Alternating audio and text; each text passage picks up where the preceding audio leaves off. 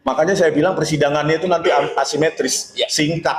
Kenapa? Mereka nggak punya saksi fakta, nggak punya saksi ahli, ya, minim. Dan yang terakhir, metodologi yang tidak ilmiah. Kalau kita review kembali flashback, itu kan sebenarnya tim TPUA, ya kan, yang menginisiasi silaturahim ke UGM dan Solo. Ingat loh, silaturahim, bukan menggeruduk ya Bang ya. 15 April 2025 dan 16 April 2025. Itu pun berdasarkan jurisprudensi, bersurat dan ada jawabannya, kan gitu Bang.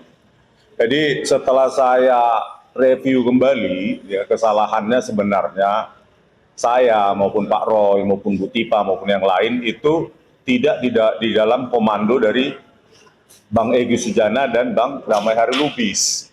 Nah, masuklah ya penumpang-penumpang gelap, mulai dari Abraham Samad, masuk Kozinudi, Gofur, terus lagi Refli Harun belakangan. Yang mereka sendiri sebenarnya tidak terlibat apapun dalam perjuangan pencarian kebenaran itu. Ya kan? Mereka menikmati popularitas game, ya kan?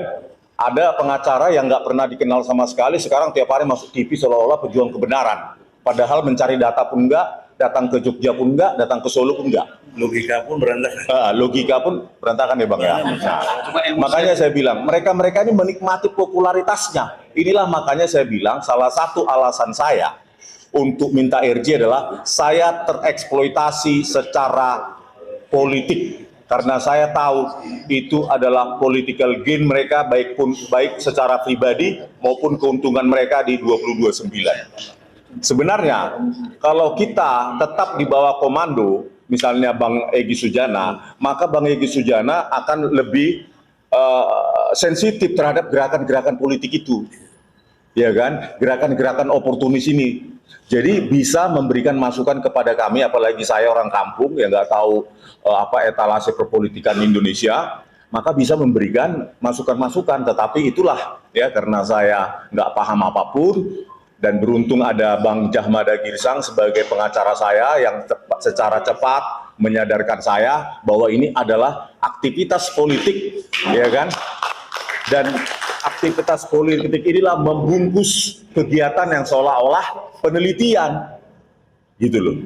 Kalau Bang Egy Sujana dan Bang Damai Lubis kemarin misalnya memberikan nasihat, Rismon coba teliti kembali, apakah ada yang salah dengan penelitianmu? Lu jangan keras kepala, penelitian itu bisa salah, bisanya gitu ya Bang ya. Betul, bisa. Jadi jangan harus klaim begini, seolah-olah ini harus palsu.